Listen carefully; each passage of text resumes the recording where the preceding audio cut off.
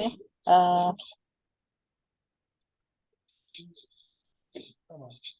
Selamat siang Bapak Ibu semua, para peserta webinar kali ini ya. Jadi hari ini kita temanya tentang kesiapan AI dalam industri. Ini topik yang sangat menarik ya, karena AI ini sampai kemana-mana ya, mau industri apapun. Dan pembicara ini udah tidak diragukan lagi ya, Pak Fanki, kemudian moderatornya juga kebetulan sedang berkuliah di Taiwan ya. Saya serahkan kepada narasumber dan moderator. Terima kasih. Silakan Bu Galuh. Terima kasih Bu Indrayani. Semoga suara saya diterima dengan baik karena kebetulan sedang ada di lab. Jadi hari ini kita akan membahas materi yang sangat menarik dari Pak Franky Christian tentang kesiapan AI di bidang industri. Adapun background dari Pak Franky sendiri adalah beliau adalah Chief Marketing Director di PT Kota Cerdas Indonesia, kemudian Direktur di PT 521 Teknologi, kemudian Direktur di PT Cipta Mandiri Solusi, kemudian expertise beliau adalah di Network Infrastructure, kemudian Data Center, Enterprise Management System, kemudian Business Intelligence. Ini sangat menarik sekali ya. Ini saya juga perlu belajar ini. Dari Pak Franky. Untuk pendidikan, satu lagi untuk experience-nya beliau adalah beliau juga seorang experience di bidang IT infrastruktur yang berhubungan tentang data center, kemudian ITOM, ITSM, dan IoT. Pak Franky sendiri memiliki latar belakang pendidikan di bidang electrical, electronic, and communication engineering di BINUS University. Banyak alumni BINUS di sini, Pak, di lab saya. Ada dua ini. Bagus dong. Ya, keren-keren ini alumninya, Masya Allah. Saya juga alumni, Bu. Wah, mantap. Bu Indra senior saya itu. Oke. Untuk Pak Franky, silahkan dimulai saja Pak Franky. Terima kasih. Baik, makasih Bu Galuh atas perkenalannya. Izin eh, saya akan menggunakan dua device. Nah, jadi yang saya akan coba share ini ya, apakah sudah kelihatan? Sudah kelihatan?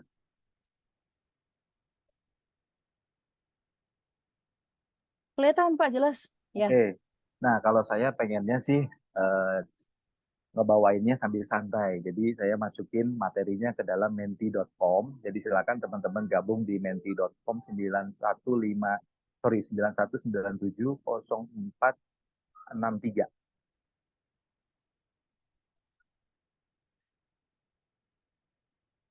Saya tunggu teman-teman bergabung di dalam menti.com, masukin kodenya 51970463.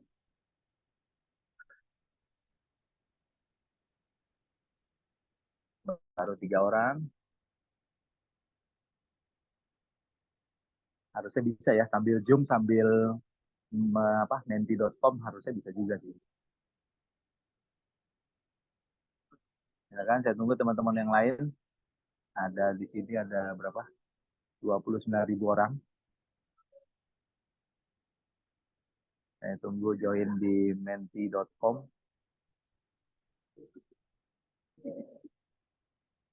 9 orang. Ya, jadi nanti jangan dilepas ya, karena nanti materinya semua saya ada di menti.com. 11. Belum 50%.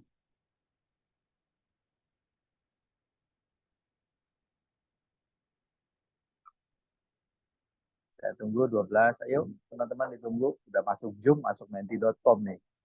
Silakan.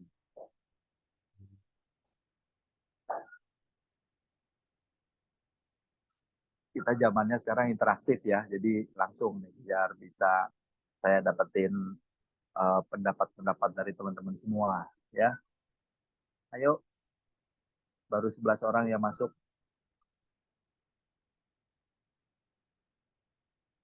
Menti.com 13. Silakan, saya tunggu teman-teman. Masuk semua ke menti.com 14.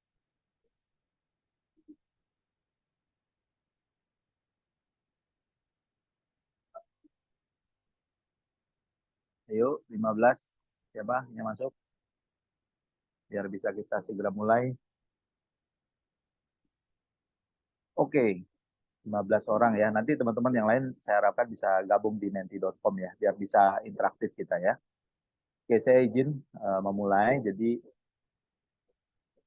oke, tadi sudah disampaikan sedikit, cuma mungkin yang ketinggalan yang asosiasi. Ya, kalau di asosiasi, saya aktif di beberapa asosiasi. Jadi ada asosiasi terkait dengan ICT. Jadi ini lebih ke pengusaha-pengusaha di bidang IT. Saya sekjen di sana, saya wasekjen saya wakil ketua di asosiasi yang dulu namanya Sisindo. Nggak terlalu banyak kegiatannya sekarang. Kemudian ada asosiasi cloud computing. Jadi ini isinya teman-teman yang di cloud computing.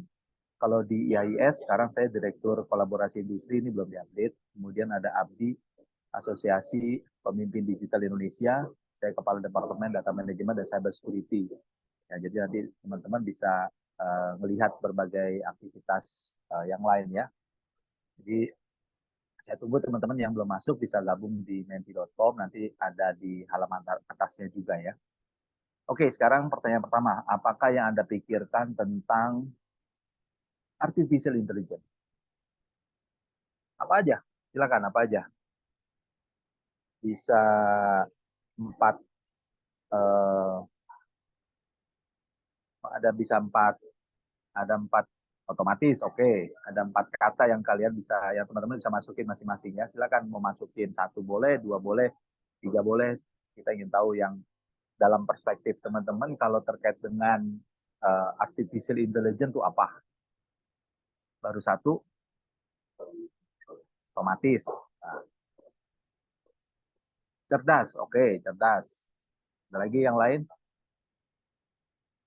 Robot, oke, ada yang bicara robot nih ya, kecerdasan buatan, ya.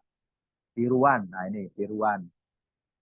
Mesin cerdas, sistem komputer belajar, ya. Ayo, apa lagi? Problem solving, good. Nah, ini problem solving. Learning, ya. Apa lagi? Kognitif, oke. Kita lihat apa lagi nih yang baru. Logika pengolahan data, oke, good. Ada lagi yang lain? Coba. Ada lagi neural networks, oke. Jadi inilah yang mungkin pada saat kita ngomongin tentang AI ini yang muncul gitu ya. Ada lagi? Kecerdasan tiruan, logika, udah ya, udah semua nih kayaknya ya. Ada lagi yang lain?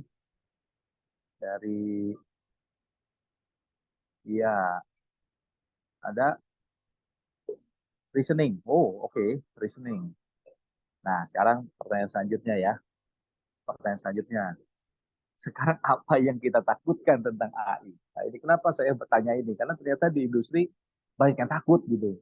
Apa yang kita takutkan tentang AI? Tadi sudah ada yang kita pikirkan. Kemudian apa yang kita takutkan tentang AI? Takut apa? Takut pekerjaan tidak digantikan. Takut ada robot. Takut apa gitu. Ayo, silakan teman-teman. Lebih pintar dari manusia. Oke. Apalagi?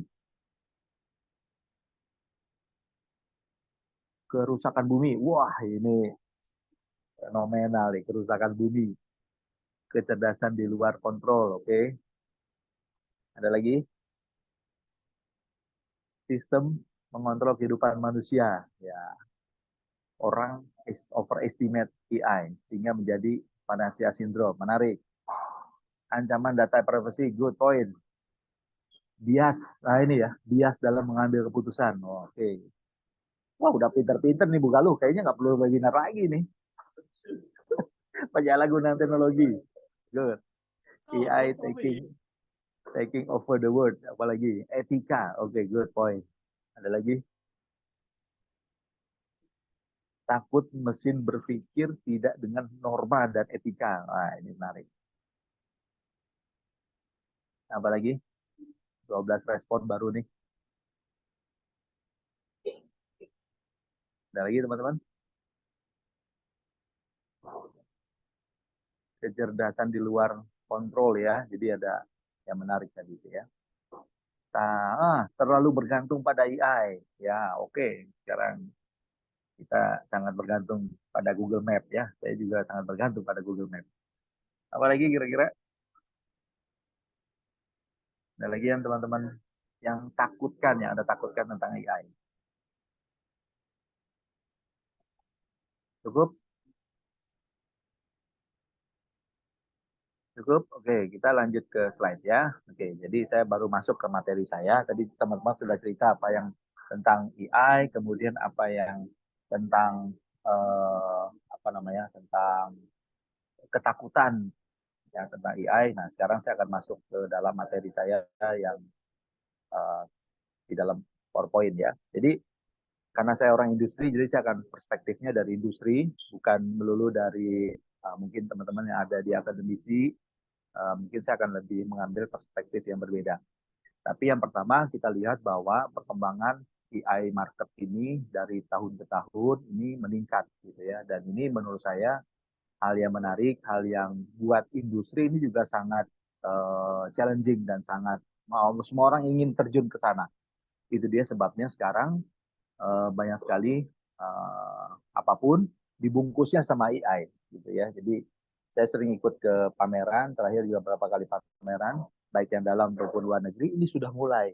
Saya rada jarang dengar namanya software, tapi disebutnya di AI sekarang gitu ya, karena seksinya si AI ini. Nah, marketnya ini growing, marketnya ini besar, dan ini menurut saya teman-teman yang ada di bidang ini sangat sangat sesuai gitu ya. Sorry.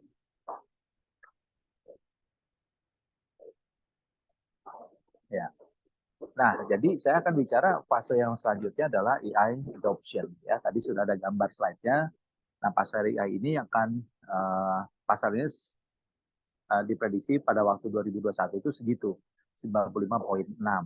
Kemudian pertumbuhannya, teman-teman lihat pertumbuhannya ini 32% dari tahun ke tahun. Dan ini menurut saya yang kenapa sebabnya sekarang semua perusahaan itu bicara tentang artificial intelligence gitu ya. Nah, yang menarik, banyak pemimpin perusahaan itu sudah mengerti dan menyadari pentingnya AI. Jadi selalu mereka udah bilang, oh ya, penting tuh banget kita harus ngerti tentang AI. Nah, kemudian perusahaan-perusahaan, institusi, mereka berlomba untuk berinovasi, mengikuti tren AI, dan mengimplementasikan solusi AI. Nah, tapi ternyata masih banyak juga yang belum menyadari dan belum mengerti bagaimana memulainya, terutama di Indonesia ya. Di Indonesia ini masih ini. Tapi menurut saya ini peluang ya, ini peluang.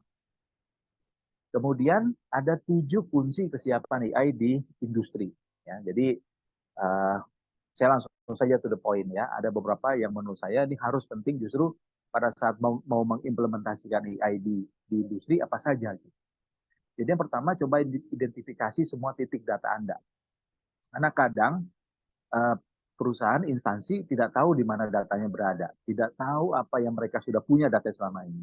Maka mereka harus melakukan identifikasi dan kumpulkan semua informasi yang relevan bagi dalam hal ini misalnya perusahaan, industri, enterprise data, dan ini dari berbagai sumber data atau data points. Nah, sumber data ini macam-macam banget sekarang ini ya. Jadi bukan cuma yang di urusannya sama uh, data yang sudah dimiliki dalam sistem mereka, tapi juga data yang sekarang ini bertebaran di luar sana yang mungkin somehow berrelated dengan mereka punya industri atau bisnis. Nah, jadi melibatkan semua sistem, ya marketing, ya sales, ya customer service, operation. Nah, semua data source inilah yang memang harus di mapping oleh industri atau perusahaan atau instansi. Nah, data adalah urat nadi dari AI. Nah, data set yang lengkap ini adalah kunci utama untuk kesiapannya. Jadi banyak yang mau memulai tapi nggak punya datanya gitu. Mau memulai tapi nggak punya. Kalau kami misalnya di industri, Anda punya sistem akunting terintegrasinya, Anda punya ERP sistem nggak? Belum punya Pak. Belum siap Pak ya. Jadi menurut saya itu yang menjadi salah satu bottleneck yang sekarang ini ada, gitu ya. Nah, kemudian ada lagi yang menarik, setelah ketemu mereka bisa mapping data mereka apa, kemudian apa tujuan utama dari penerapan AI. Karena apa? Ujung-ujungnya ini harus ada bisnis objektif. Kenapa mereka menerapkan AI? Apa yang menjadi penentu drivers dalam mengimplementasikan solusi AI? Nah, ini banyak. Jadi jangan ikut-ikutan, yang satu pakai chatbot, wah perusahaan itu pakai chatbot, saya ikutan juga lah pakai chatbot gitu ya. Melihat kompetitor pakai suatu tools AI, mereka ikut-ikutan. Nah, jadi mereka harus punya tujuan yang jelas. Untuk tiap industri ini kadang berbeda. Ya, jadi misal contoh apa, kemudahan lead management, kemudahan order, kemudian mungkin mengurangi customer service waiting time misalnya. Ada lagi misalnya mereka udah punya data yang bagus, mereka lebih ke meningkatkan operational efisiensi. Nah, jadi banyak, tapi tujuannya mesti jelas gitu ya. Kenapa nih tujuan jelas? Karena ujungnya betul tuh Pak Eko ya. Jadi ini yang optimalkan supply chain ya. Jadi ini yang menurut saya harus jelas gitu. Jadi jangan ikut-ikutan. Nah, saya terus terang masih melihat banyak yang karena mereka ada di the same industry, oh ya yang itu udah pakai itu, kita mesti ikutan gitu ya. Nah, itu yang menurut saya kurang tepat. Nah, dengan tujuan dan KPI yang jelas, nah perusahaan dapat mengidentifikasi dan memprioritaskan mana yang paling memberikan keuntungan bagi perusahaan. Jadi kalau misalnya mereka belum punya sistem terintegrasi, kemudian mereka mau jalanin satu fungsi yang ini duluan gitu. Padahal ini menurut saya, misalnya mereka harusnya konsentrasi ke yang ini gitu. Jadi ini harus jelas ya penerapan AI-nya buat apa. Nah yang berikutnya, cek kemampuan internal ini penting sekali karena mereka mesti cek juga mereka udah punya resource-nya apa aja gitu. Jadi yang paling pertama tadi data atau istilah umumnya data infrastructure. Nah, kemudian barulah bicara teknologi, kemampuan teknologi ya, karena di situ nanti biasanya kalau kita udah punya data, kita akan bicara algoritma, kita akan bicara platform gitu ya, yang sebetulnya kita punya tujuannya untuk satu problem solving tertentu. Nah, yang berikutnya adalah kemampuan tim atau SDM. Nah, ini sangat penting bisa melakukan assessment untuk melihat apa yang menurut si perusahaan atau instansi itu apa yang mereka harus tingkatkan. Mereka apa yang harus mereka perbaiki gitu ya. Nah, ini nanti salah satu contoh yang nanti saya akan coba share adalah apa yang dibuat oleh Airi dari Singapura yang menurut saya itu menarik yang kalau bisa Indonesia juga punya model seperti itu. Nah, kemudian setelah tentukan itu barulah berpikir ya kan, oke kita akan arahnya ke sana, kita tentukan pilot untuk AI project-nya. Nah, pilot ini untuk melihat visibility ya dari solusi AI yang akan diimplementasikan. Kadang-kadang kita mikirnya gede gitu ya, padahal kita bisa mulai dengan yang start from small aja gitu. Use case-nya bisa diukur gitu, bisa ditarget. Nah, ini dapat meminimalkan resiko, tapi juga kita bisa memudahkan untuk mengukur dampak dari solusi yang dipilih gitu ya. Jadi ini sangat penting. Jadi bukan langsung mereka big bang kemudian nggak jalan problem gitu ya. Dan itu yang menurut saya sering terjadi blundernya di sana. Kemudian buat target yang jelas. Nah ini target sangat, kalau buat konteksnya industri, perusahaan, instansi, ini harus punya target yang jelas. Performansi apa yang mau ditingkatkan. Kemudian ini apa yang mereka bisa ukur untuk ini bahwa menunjukkan ini sukses apa enggak sih, ini berhasil apa enggak sih. Nah ini mereka harus melakukan pengukuran untuk bisa mendapatkan angka ini gitu ya. Kita lihat lagi berikutnya adalah tingkatkan bertahap. Jadi kalau sudah piloting, ini strateginya mereka bisa tingkatkan secara bertahap. Setelah project pilotnya terbukti, it works gitu, baru mereka bisa meningkatkan inisiatif AI-nya secara bertahap. Nah ini kalau buat perusahaan tentu adalah urusannya UUD, kan urusannya duit. Berapa investasi yang dikeluarkan, apa dampak dari pada saat ini diimplementasikan, apa area-area mana saja yang terkena. Mereka harus melakukan redefinisi banyak hal, prosedur mereka lebih sesuaikan lagi, sistem atau departemen terkait siapa saja, sumber datanya siapa saja. Nah jadi ini yang yang harus mereka pertimbangkan. Nah, tingkatkan secara bertahap ini juga membantu perusahaan menyesuaikan dengan kebutuhan operasional terkait dengan adopsi AI-nya. Jadi ini menarik.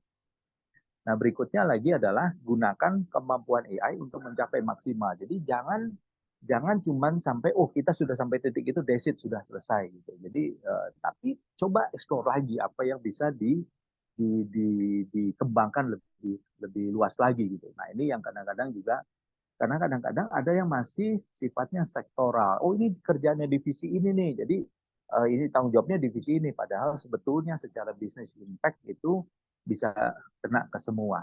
Nah, ini yang menarik adalah setelah tadi mereka harusnya terus melakukan upskilling, reskilling terhadap teman-teman yang mungkin timnya, karyawannya yang belum uh, mengerti atau capable enough untuk bisa membangun ataupun mendevelop AI ya. Nah, jadi termasuk juga mereka harus melakukan struktur organisasi yang data driven decision making. Nah, ini yang kadang-kadang menurut saya masih banyak juga yang mereka punya struktur organisasi mereka tidak rubah, padahal sekarang mereka harus coba pikir bahwa harusnya ada struktur organisasi yang data driven decision making ya. Jadi ini memudahkan. Jadi mereka harus bikin struktur organisasinya jadi agile. Nah, kembangkan juga kolaborasi data science. Jadi ini cross divisi product development, business unit yang ada ini mereka harus bisa bekerja sama untuk bisa mencapai hasil yang maksimal.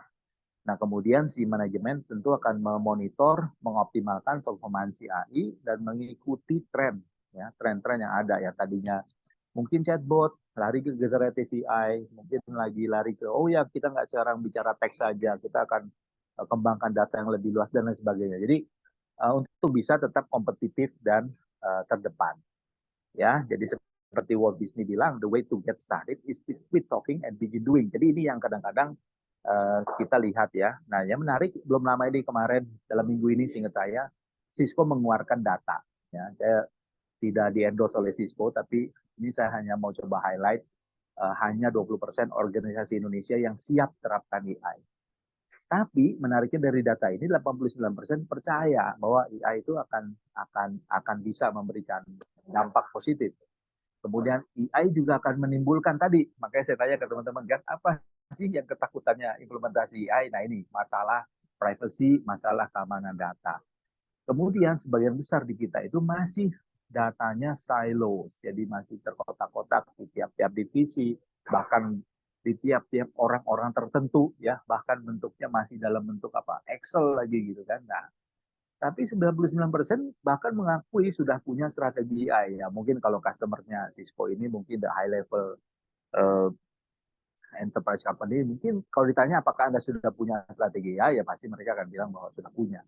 Tapi 68% bilang bahwa mereka punya strategi AI itu harus implementasi dalam setahun ke depan. Ya, dan mereka sadar bahwa ini akan meningkatkan beban infrastruktur. Jadi ini quote unquote ya, kenapa mungkin kalau kita lihat sekarang kayak modelnya perusahaan Cisco ini, mereka tidak hanya lagi bicara tentang network, mereka bicara tentang security, mereka bicara tentang AI gitu ya, karena ya udah related semua ke sana. Kemudian sebagian besar 40% memiliki infrastruktur scalable. Jadi pada saat mungkin mereka harus tambah storage, mereka harus tambah kemampuan kapabilitas tertentu di infrastruktur, mereka bisa dengan mudah tune up. Kemudian 6 dari 10 bisnis perlu GPU infrastructure. Mungkin belum semua ya, tapi menurut saya mungkin dalam beberapa tahun ke depan ini akan menjadi challenge besar meskipun kita lagi lihat peperangan chip terjadi saat ini dan kita shortage ya, nyari Nvidia sekarang susah berebutan kayak kacang goreng. Jadi ini nggak tahu kalau Bugaluh di Taiwan mungkin masih lebih gampang. Kalau di sini kayaknya udah berebutan. Nah, yang menarik 31% organisasi ini karyawan menolak AI ya, dan uh, ya mungkin inilah masalah kebiasaan ataupun umur mungkin ya, mungkin. Tapi 67% bilang mereka belum punya kebijakan tata kelola AI. Jadi ini bisnis nih harusnya. Tata kelola AI ini belum ada. Kemudian 7% belum punya change management. Jadi ini menarik sekali data yang diabsorb, nanti teman-teman bisa eksplorasi datanya lebih dalam di dalam data yang dikeluarkan oleh Cisco ya. Saya kasih linknya di sini. Nah, lanjut lagi. Jadi ada 6 essential building blocks untuk AI readiness. Tadi sama ya, kata kunci yang pertama data. Data strategi dan governance. Jadi kalau punya high quality data, pasti bisa bikin AI model dan algoritmnya yang sesuai. Tapi kalau datanya nggak akurat, datanya berantakan, wah ini pasti berantakan juga datanya. Jadi alangkah baiknya perusahaan, instansi memfokuskan di data strategi, data collection, ya, data governance. Ini memastikan semua datanya valid. Kemudian juga ada isu terkait dengan data security dan privacy. Jadi ini juga harus menjadi concern, apalagi tahun Oktober ini kita sudah ada PDP aktif ya. Jadi ini menakutkan, jadi harus menjadi perhatian. Kemudian bicara berikutnya barulah infrastruktur dan computing power. Nah, kekuatan AI ini mereka harus bisa melakukan processing dalam jumlah data yang besar dan cepat. Tentu perlu computing resources yang tinggi. Nah, inilah melibatkan dari capability dari server, storage, network, backup. Nah, jadi inilah yang menurut saya market yang dibidik oleh banyak perusahaan saat ini ya. Karena mau nggak mau banyak perusahaan harus melakukan upgrading their infrastructure. Nah, tapi ada cloud computing. Jadi kalau belum punya building their own infrastructure, sebenarnya bisa menggunakan cloud computing. Jadi ini cara yang the fastest dan paling mudah untuk masuk, dan ini menjadi pilihan yang dilakukan oleh banyak perusahaan saat ini. Nah, kemudian perusahaan juga harus mengoptimalkan model training dan model AI deployment-nya ya, agar mereka bisa memonitor. Nah, balik lagi, jadi urusan infrastructure dan computing powers ini juga menjadi pertimbangan penting untuk untuk perusahaan-perusahaan saat ini. Berikutnya adalah tadi sudah data, infrastructure adalah sekarang orangnya. Nah, ada data literacy program yang harus dilakukan ke tim-tim yang ada di karyawan yang ada di perusahaan-perusahaan kita. Nah, Forrester tadi menunjukkan 47% ini memang karyawan ingin lebih banyak di training ya. Karyawan ini harus training dari sisi mana aja? Technical, ethical, regulasi. Jadi bukan cuma technical. Kalau sekarang saya lihat kebanyakan orang konsentrasinya technical ya, tapi ada ethical dan regulasi yang terkait dengan AI ini juga mereka harus di training. Kenapa? Karena untuk bisa melakukan interpretasi, analisa dan menggunakan data dengan tepat.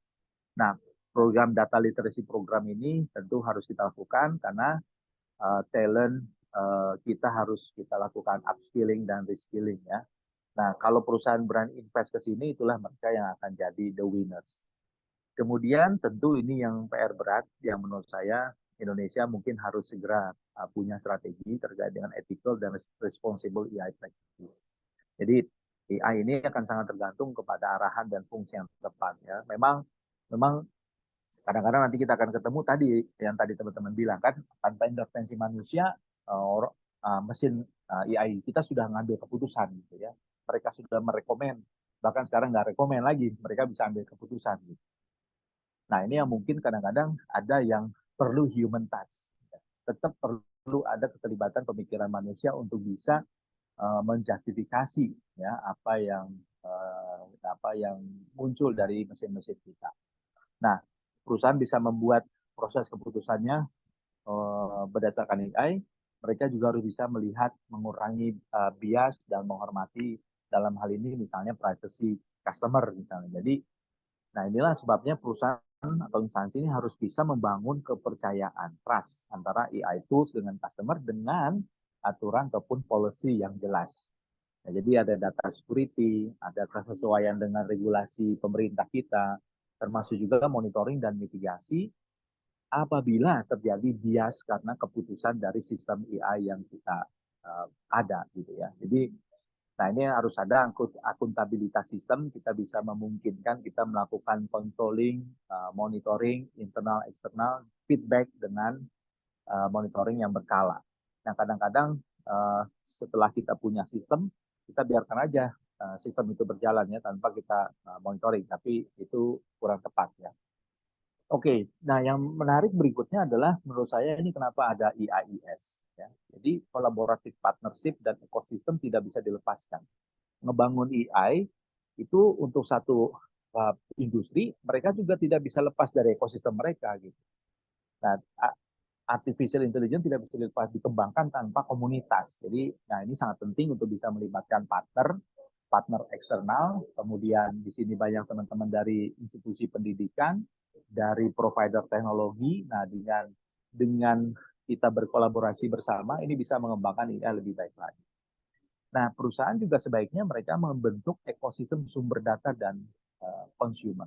Karena sekarang ini kita dengan mudah sekali mengambil data dari berbagai tempat, tapi apakah data itu adalah data yang tepat? Data itu data yang valid? Data itu apakah data yang sesuai dengan kebutuhannya si perusahaan atau instansi?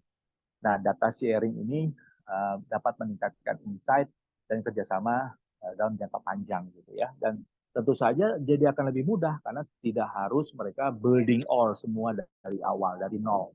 Ya, karena data itu sudah ada di tempat-tempat lain yang mereka bisa gunakan. Dan inilah yang menurut saya pentingnya kolaborasi, partnership dengan ekosistem.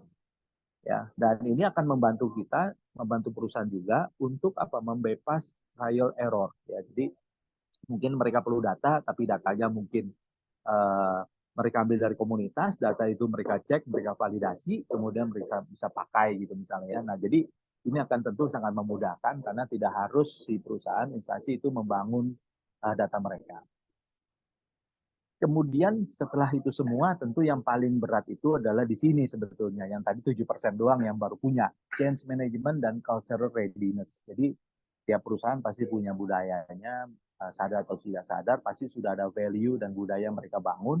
Nah, integrasi AI ataupun mengembangkan, menggunakan AI ini pasti mengakibatkan disrupsi. Nah, jadi ini harus dilakukan change management ya. Nah, 37% dari eksekutif dari manajemen ini menganggap remeh pentingnya perubahan model operasi. Jadi makanya terjadi kegagalan dalam transformasi. Nah, adopsi AI ini memerlukan perubahan mindset dan sikap. Perusahaan harus bersedia beradaptasi dengan cara baru bekerja. Dan karyawan harus terus belajar, mempelajari banyak hal terkait dengan AI. Nah, proses manajemen perubahan ini harusnya top to bottom. Dukungan para manajemen penting untuk keberhasilan dari suatu sistem artificial intelligence ya. Oke ya, jadi ini Gartner Survey di Juni 2023 ya, dari 606 CIO dan technology leader, 9% yang punya AI statement in place ya. Kalau yang tadi data Cisco itu menarik juga ya, katanya 99% sudah punya AI vision. Tapi nggak tahu ya, nanti kita lihat. Karena ini tadi perspektifnya Cisco, ini perspektifnya Gartner. Nah, yang Gartner mau bilang apa? Jadi mereka memperkenalkan konsep yang namanya lighthouse. Jadi lighthouse ini cara pandang kita untuk melihat AI ini bakal kemana sih gitu ya? Apakah ini akan membantu? Jadi menarik yang perspektif Gartner. Apakah membantu human machine relationship? Apakah mereka akan membantu atau tidak? Nah, tapi ada 3 hal yang harus disarankan dan yang disarankan oleh si Gartner ya. Jadi pertama adalah melakukan prinsip AI ready. Ya, tadi kita lihat AI ready kita ada data, ada segala macam, jadi harus siap. Prinsip AI ready. Kemudian AI ready urusannya lebih ke value dari organisasi. Apakah pada saat mengimplementasikan ini apa what next-nya? Apakah nilai perusahaan akan berubah? Apakah strategi perusahaan akan berubah? Gitu ya. Kemudian buat data AI ready. Tadi ya kriteria sudah jelas, ada aman, ada jujur, akurat, sesuai. Ya, kemudian yang terakhir adalah implement AI ready security. Jadi tidak bisa ditinggalkan.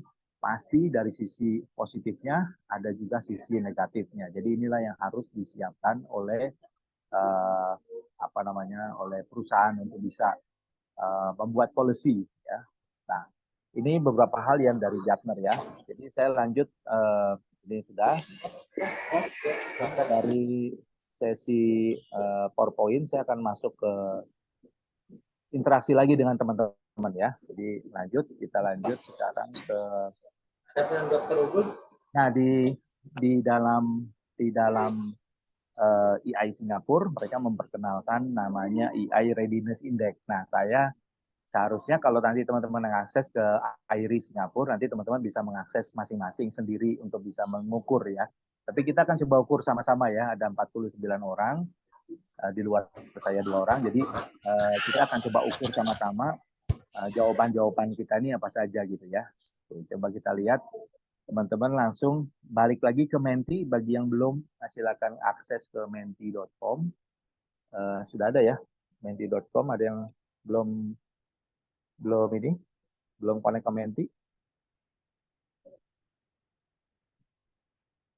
Ada di atas ya, tulisannya kelihatan ya, menti.com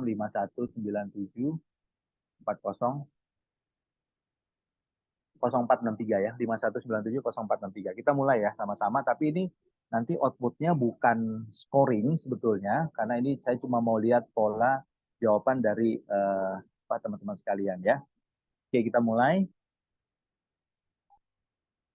Oke. AI literacy refer to the basic understanding of AI, such as what it is, what it can do, and what its limitation. Nah, menurut teman-teman, kita ada di mana? Masing-masing deh. Apakah 25% ini sudah AI literate, sudah ngerti tentang AI, 25 sampai 50% belum, kemudian 50 sampai 75, atau 75% belum saya. Silakan, teman-teman, silakan.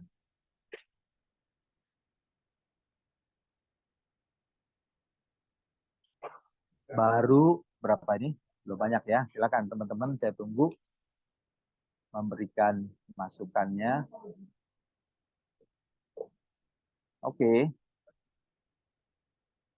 Nah, ini menarik ya. Ternyata data kita nih masih banyak yang menganggap kalau karyawannya belum ngerti tentang AI, ya belum AI literate. Silakan. Mana lagi? 842. Ayo, saya tunggu nih.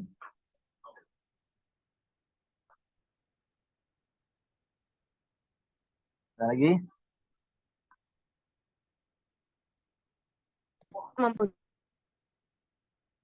842 ya. Jadi 25% masih kurang dari 25% employees are AI literate. Challenge ya, buat Indonesia belum ada nih yang sampai tinggi ya. Lanjut ya. 9. Oke, lanjut. Dimension looks at the internal AI capabilities. Apakah sekarang kita sudah punya AI talent di dalam organisasi kita? Yang kedua, apakah sudah ada beginner? Yang kedua itu beginner, tapi mereka gunakan no-code, low-code platform. Atau ada yang sudah ada dan sudah bisa lakukan API calls to API service. Jadi ini, atau mereka sudah heavy on expert di AI, mereka udah bisa develop berbagai AI model. Oke, ada di yang nomor 5 ya, nomor 2 ya, yang organization has employees, jadi mereka sudah begin mengerti tentang AI, dan mereka sudah gunakan misalnya no-code, low-code platform untuk membuat AI POC. Oke, ada lagi?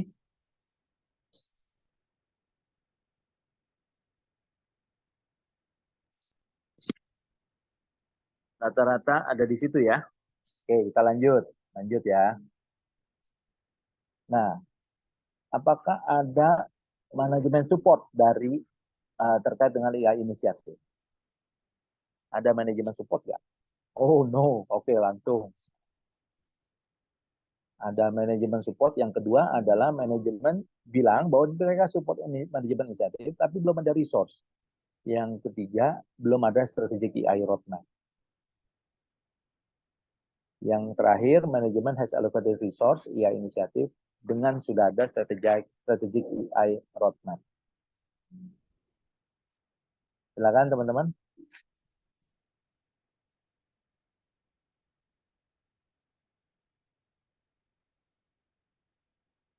Ya, mana lagi yang lain? Ya, oke. No AI initiative. No AI initiative. Oke. Banyak kan no AI inisiatif nih ya. Menarik nih. Lanjut lagi ya. Gimana employee acceptance of AI? Karyawan percaya nggak sih sama AI based system gitu? Kalau yang pertama, employee menolak AI based system. Mereka takut pekerjaan mereka digantikan. Kalau yang kedua, employee adapt, tapi nggak percaya dengan hasil yang di-generate oleh AI system. Yang ketiga, karyawan percaya AI based system, tapi nggak mau gunakan. Ayo, yang mana nih? Yang mana? Employee adopt AI.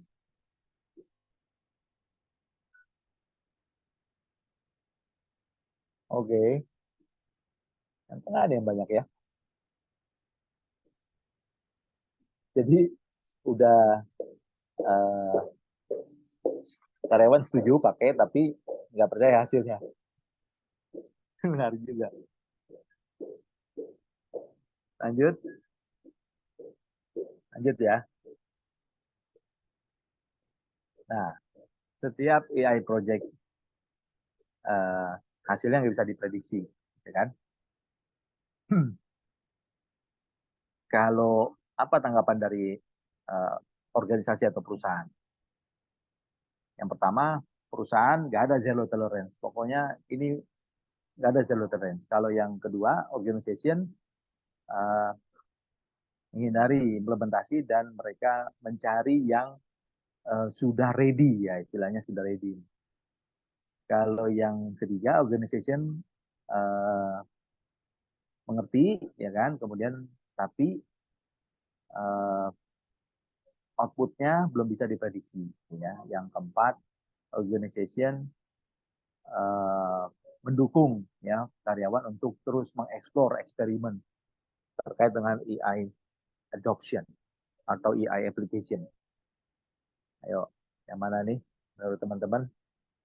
Makin susah ya pertanyaannya, udah sore-sore tanya susah.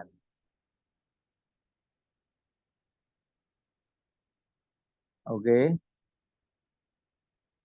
jadi kebanyakan lebih mereka malas mencoba eksperimen dan lebih cenderung menggunakan tried and tested AI solution. Jadi yang sudah terbukti. Itu yang paling banyak ya. Next. Nah, AI governance. Sekarang kalau dari sisi AI governance, apakah perusahaan aware atau unaware? Yang pertama unaware dengan AI governance konsep. Kemudian yang kedua adalah aware, tapi belum implementasi. Yang ketiga, sedang dalam implementasi atau development in process. Kemudian yang keempat, ini sudah punya formal policies and process. Oke. Nah, ini kalau di query-nya di industri tertentu hasilnya bisa beda-beda.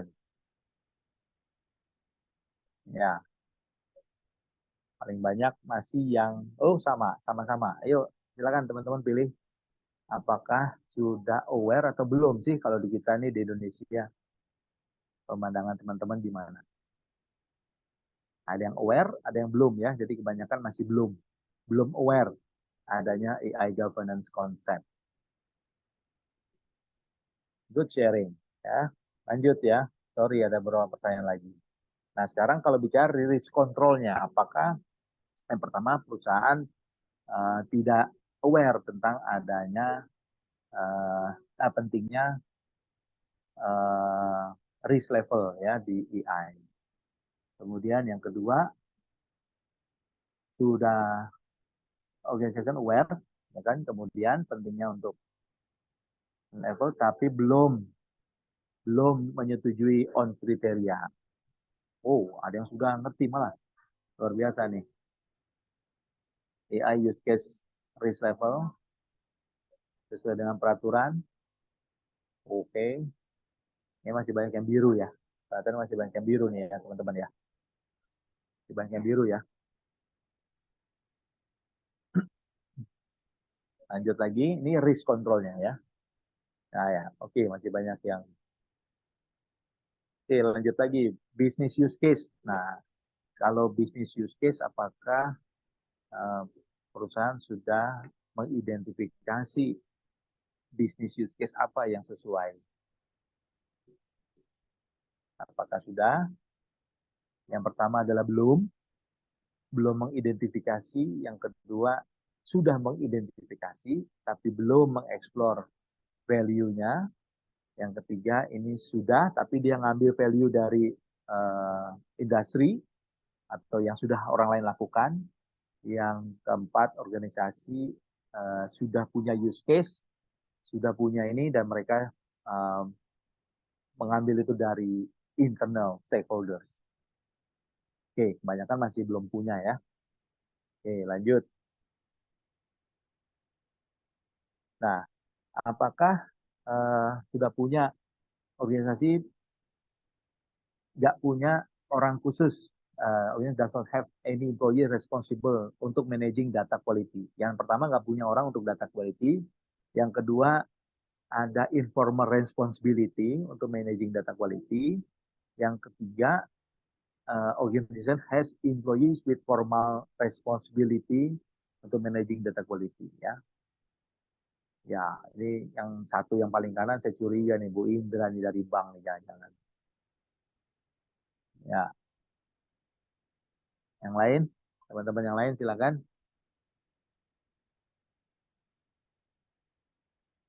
Ya, kebanyakan tidak mungkin tidak secara khusus ya orangnya dedicated terkait dengan managing data quality ya. Mungkin kalau itu tergantung dari size dari organisasi ya, kebanyakan. Kemudian terakhir, berikutnya lagi adalah apakah sudah ada single source of truth, jadi sumber data yang valid yang ini ya. Yang pertama adalah perusahaan sudah aware, perusahaan nggak aware tentang pentingnya single source of truth data. Yang kedua adalah perusahaan sudah aware tentang pentingnya, tapi nggak punya single source of data. Yang ketiga, perusahaan punya single truth of data, tapi lack format common data definition. Jadi masih banyak yang mereka perlu rapihin. Yang keempat ini sudah perfect. Oke, menarik. Ya, teman-teman jawab kebanyakan kita ada di yang aware, tapi masih belum punya single of truth data. Kemudian sekarang bicara infrastruktur, ya. Apakah perusahaan sudah aware tentang pentingnya infrastruktur dari machine learning infrastructure untuk deployment AI, atau yang kedua adalah sudah aware tapi nggak punya infrastruktur. Yang ketiga adalah aware tapi limited. Yang keempat adalah sudah punya semua.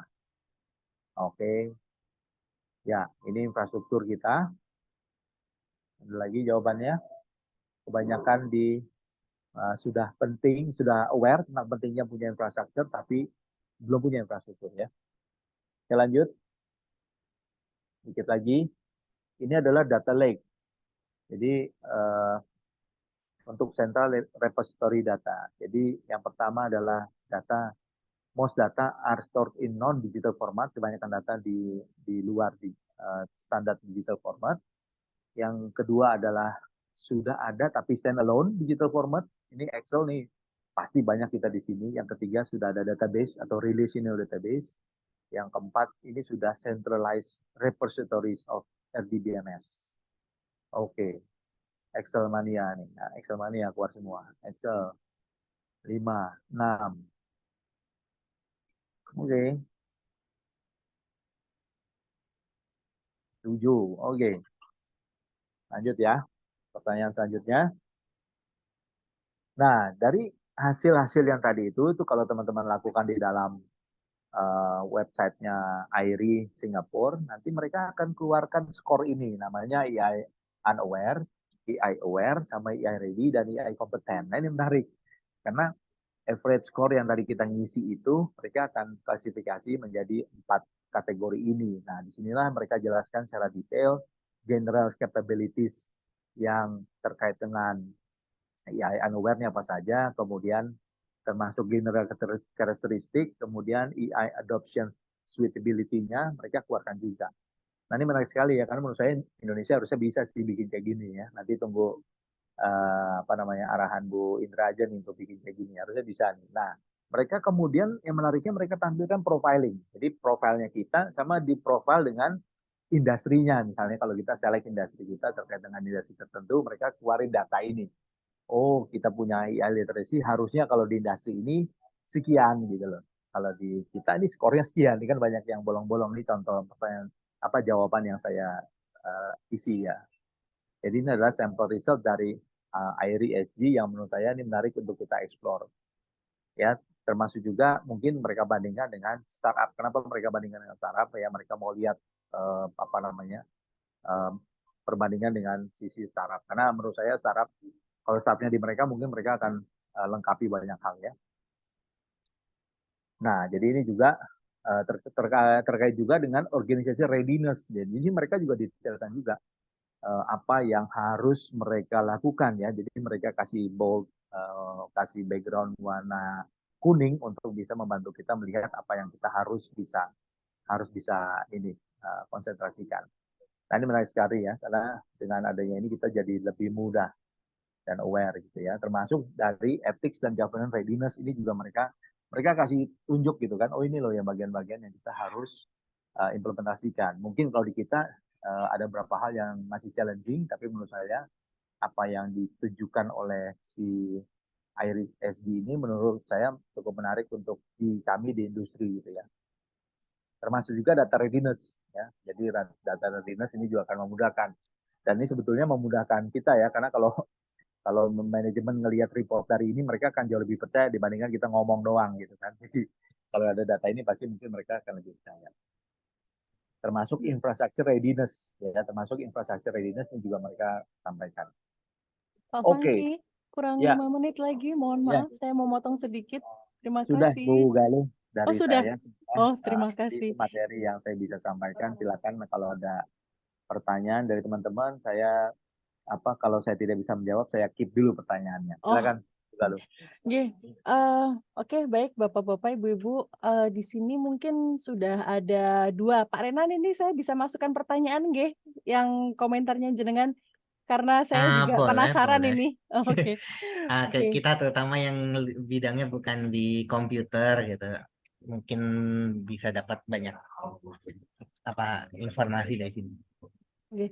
Jadi sebenarnya Pak Renan sendiri itu pertanyaannya adalah bagaimana mengajar atau sebenarnya bagaimana menyampaikan AI kepada mahasiswa atau masyarakat awam yang belum familiar dengan AI. Betul. Sebenarnya ini pertanyaan yang saya juga istilahnya ingin saya tanyakan, mengingat banyak jurusan AI yang ingin berkolaborasi dengan jurusan lain selain AI, for example seperti kedokteran gitu ya Pak. Sedangkan rata-rata praktisi kedokteran saat ini mereka itu sangat apatis dengan hasil AI. Itu sepertinya tidak bisa dipungkiri ya Pak. Jadi bagaimana barangkali ada strategi khusus untuk hal ini Pak. Terima kasih. Ini pertanyaan pertama, nanti ada pertanyaan lagi. Terima kasih Pak. Wah, itu harusnya dijawabnya oleh para pengajar nih ya. Jangan tanya ke saya nih. Tapi gini, kalau saya sih ngelihatnya gini, tadi basic dari kenapa ada AI itu dulu gitu ya. Jadi kalau misalnya kita bisa menjelaskan dengan baik kenapa perlu adanya satu sistem yang bisa mempelajari data yang sudah kamu masukkan ke dalam satu perangkat komputer, kemudian itu bisa memberikan uh, masukan ataupun bisa memberikan saran ya. Jadi menurut saya itu yang satu poin yang pertama. Nah, terus yang poin yang kedua adalah apakah data yang dimasukkan sesuai gitu kan. Karena apa? Karena menurut saya sekarang ini pemikiran AI orang itu lebih ke sesuatu yang praktikal, misalnya ChatGPT gitu. Jadi mereka sangat terkotaknya hanya ke situ gitu. Padahal sebetulnya menurut saya ada banyak hal yang mereka bisa eksplorasi. Makanya kalau saya yakin kalau di tempat Bu Galuh dan juga di berbagai universitas kita pola belajarnya sudah collaborative learning kan. Jadi kalau yang saya orang technical, data dari orang marketing apa, dari orang yang akunting apa, dari orang yang ini apa, itu yang menurut saya bisa dicari benang merahnya, dan data ini apa yang punya pandangan perspektif masing-masing dalam pandangan mereka. Nah, jadi itu yang saya lihat kalau kita sekarang dengan collaborative learning jadi jauh lebih sangat mudah menjelaskan dan bisa mengumpulkan data dari tiap, kan kalau di kami di industri itu kan dari data dari sales, data dari accounting, data dari ini kan sebetulnya semua data saling terkoneksi, saling berhubungan gitu kan. Apa yang terjadi di sales akan tentu berdampak ke bagian yang lain, misalnya ke bagian produksi atau ke bagian apa. Nah, itu yang kadang-kadang menurut saya kita mesti bisa sampaikan. Nah, yang jadi masalah besar sebetulnya di kita itu adalah kita pendekatan data literacy kita rendah gitu. Jadi itu yang kita menurut saya kalau selaku bangsa kita mesti mengajarkan anak-anak kita untuk bisa membaca data, mengumpulkan data, membaca data dan memvalidasi data. Nah, data literacy ini kita bisa mulai dengan hal yang simple, data manajemen. Nah, jadi itu yang menurut saya data manajemen yang mereka bisa mulai. Nah, sama seperti yang tadi, kalau misalnya kita hanya mengajarkan di salah satu disiplin ilmu saja, pasti nggak akan ketemu. Jadi ini memang harus cross disiplin ilmu untuk bisa benar-benar melihat. Kenapa? Karena begitu masuk ke real world-nya, kan data itu ada di mana-mana. Data itu ada di tidak hanya di bagian produksi, tapi data itu juga ada di bagian sales marketing, data itu juga ada di bagian yang lain. Jadi data literacy akan jadi kunci. Ya. Nah, sekarang tinggal kita punya kesana apa enggak gitu kan, punya apa namanya, ingin untuk lebih anak-anak kita atau siswa atau mahasiswa kita belajar tentang data literacy, data management, ya mungkin kalau sekarang orang sebutnya data science gitu. Jadi bagaimana mereka mengeksplorasi data yang ada. Itu mungkin sih kalau pandangan saya ya. Mohon maaf kalau kurang sesuai. Terima kasih Pak Franky. Jadi sebenarnya kalau saya menggarisbawahi dari beberapa kuesioner tadi juga rata-rata bukan mahasiswa aja ya, tentunya para orang-orang yang menerapkan AI itu di Indonesia kebanyakan masih teknikal ya Pak. Jadi belum memikirkan dampaknya seperti apa, terutama contohnya seperti sekarang lagi ada ChatGPT. Tadi Pak Franky sempat menyebutkan bahwa sekarang lagi digandrungi nih, lagi new nih, bagaimana cara mengeksplornya tanpa kita memikirkan adanya dampak sebenarnya kalau keterusan dieksplor terus ini bisa ada fake news yang lainnya ini kira-kira seperti itu. Okay. Ya, tapi menurut saya kuncinya itulah kalau kita data literasinya kuat, menurut saya sih itu harusnya no issue ya. Karena kelemahan kita sih menurut saya di kita nggak siap di situ. Betul Pak. Oke, ini ada satu lagi Pak dari Bu Eli. Bagaimana menentukan tingkat kesiapan suatu produk AI siap digunakan atau dikomersialkan? Apakah ada sertifikasi, seperti kalau makanan ada BPOM-nya, kemudian kalau untuk produk AI sendiri khususnya, apakah ada sertifikasi produk atau pengurusan izin edar? Terima kasih. Ini Bu Eli Matul. Ya, Bu Eli.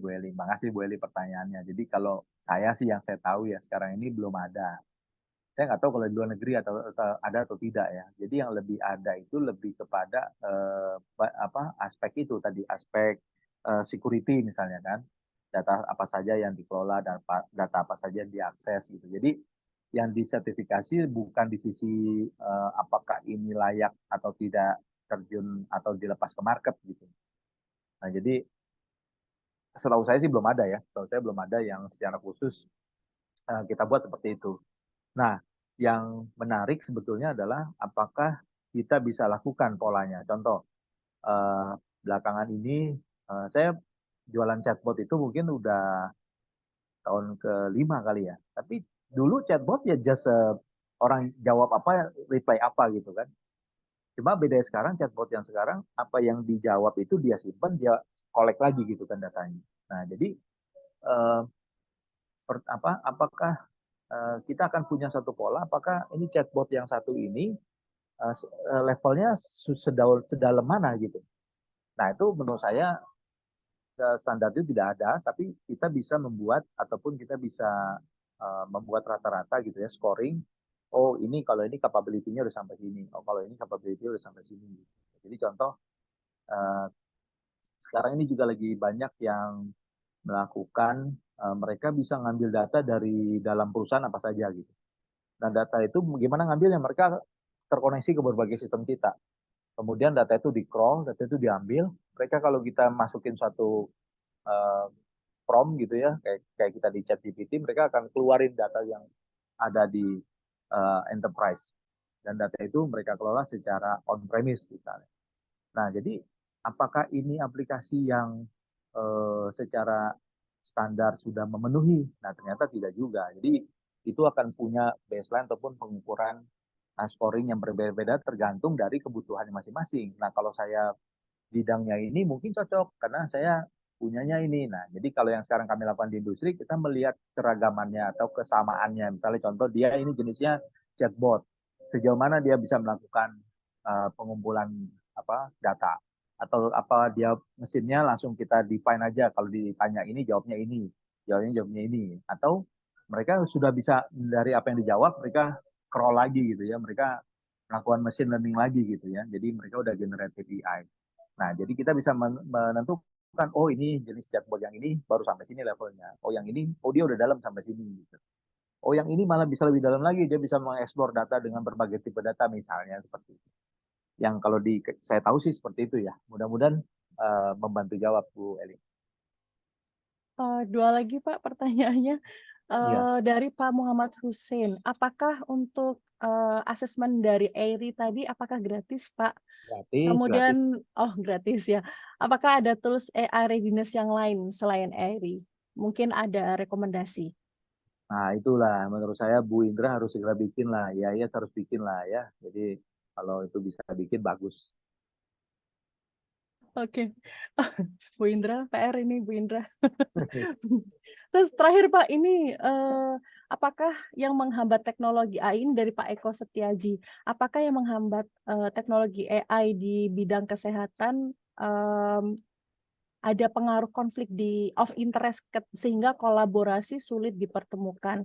Contoh, data kesehatan masih belum terakses dan belum optimal diolah ke arah AI, termasuk data kesehatan masih di close result di OpenAI GPT. Ya, saya bilang sih bukan itu ya. Jadi contoh gini ya, menurut saya yang kalau kita bicara spesifik data kesehatan, kayaknya udah agak lebih advance dibanding yang lain. Karena strateginya sudah ada dari misalnya government kita secara arahannya secara terpusat. Tadi saya bilang ya, salah satu kunci keberhasilannya adalah top to bottom approach-nya. Kalau dari government-nya sudah bilang misalnya, oh ya kita harus punya kesamaan data ini ya, jadi ya semuanya harus sama kan gitu kan. Nah kalau sama datanya tentu akan mudah dianalisanya. Tentu akan punya data manajemen yang sama juga gitu kan. Nah yang sekarang ini ada kan enggak. Yang sekarang ini ada belum nih ya, karena tinggal sebulan lagi loh targetnya. Baru bagian elektronik rekam medis yang baru berhasil nanti akan diintegrasikan target akhir Desember 2023. Tapi itu kunci gitu kan, karena begitu itu masuk, ya datanya semua akan terbuka.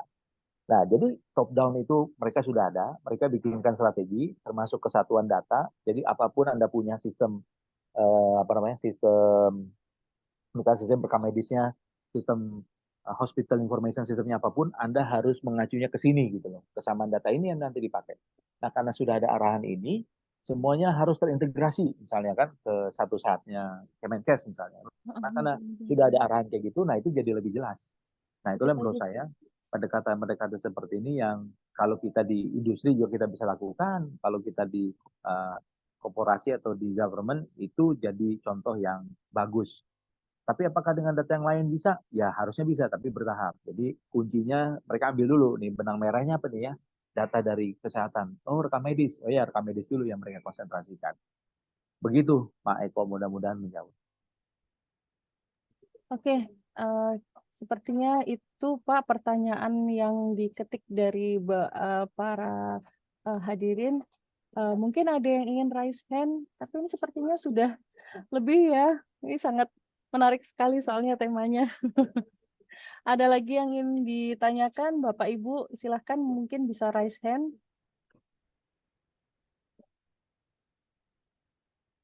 Oh, oke. Sepertinya sudah, Pak. Ini terima kasih.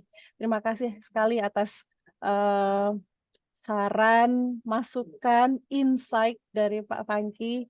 Eh, Sepertinya hari ini sekian untuk materi kesiapan AI. Mudah-mudahan materi hari ini bisa bermanfaat untuk kita semua. Insya Allah bermanfaat, Pak. Terima kasih, Pak Fengki. Sekian dari saya. Selamat malam, selamat sore kalau di Indonesia. Di Taipei udah malam ya. Sudah malam, Pak. Wassalamualaikum warahmatullahi wabarakatuh. Selamat malam. Saya akhiri. Terima kasih. Teman-teman ya, terima kasih. Terima kasih. Selamat sore.